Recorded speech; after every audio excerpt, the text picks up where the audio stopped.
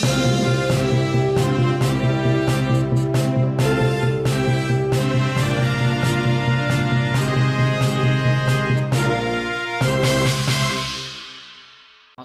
আসসালামু আলাইকুম।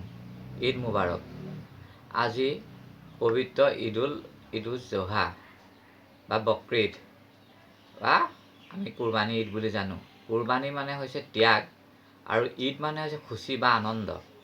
যদিও খুচি বা আনন্দৰ কথা হয় ঈদ মানে, কিন্তু এইবাৰ আমি সকলোৱে জানো যে লকডাউন চলি আছে বা গোটেই বিশ্বতে কৰোণাই সন্ত্ৰাস চলাইছে, গতিকে উলহ মালহৰ কথা প্ৰশ্নই নাহে। অনুষ্ঠুপীয়াকৈ মাত্ৰ ঈদৰ আনুষ্ঠানিকতাহে পালন কৰা হৈছে। আজি পবিত্ৰ ঈদ উজ জোহা। এই ঈদ উজ জোহাত কোৰবানী ব্যৱস্থা আছে। সেই কোৰবানী সম্পৰ্কে শিক্ষক তথা মৌলানা নিজামুদ্দিন আহমেদৰ মুখেৰে কিছু কথা শুনো আহক। কোৰবানীটো কিয় কৰা হয়, ইয়াৰ এটা ইতিবৃত্ত আছে, যিটো সাহাবায়ে কেৰাম অৰ্থাৎ হজৰত মুহাম্মদ সাল্লাল্লাহু আলাইহি সাল্লামৰ অনুচৰসকলে হজৰত মুহাম্মদক প্ৰশ্ন কৰিছিল, ইয়া ৰাছুলুল্লাহ মা হাজিহিল ৱাজাহি, হে আল্লাহৰ ৰচুল, এই কোৰবানীটোনো কি বস্তু?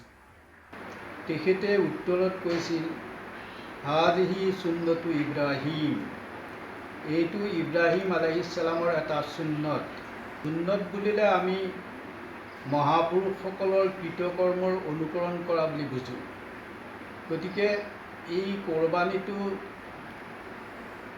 প্ৰফেট অৰ্থাৎ মহাপুৰুষ ইব্ৰাহিমে তেখেতৰ অতি মৰমৰ পুত্ৰক আল্লাহ তালাৰ সপোনযোগে দিয়া আদেশ পালন কৰিবৰ কাৰণে কোৰবানী দিবলৈ লৈ গৈছিল আৰু তেখেতে কোৰবানী কৰিছিলোঁ। কিন্তু আল্লাহৰ হুকুমত কোৰবানীৰ জেগাত আল্লাহে ক'লে যে হে ইব্ৰাহিম, তুমি সপোনত যিটো কোৰবানীৰ আদেশ পাইছিলা, তুমি এই আদেশ পালন কৰিলা। এই আদেশটো ৰদ কৰিছোঁ, মানে উঠাই লৈছোঁ, তুমি তেওঁক এৰি দিয়া।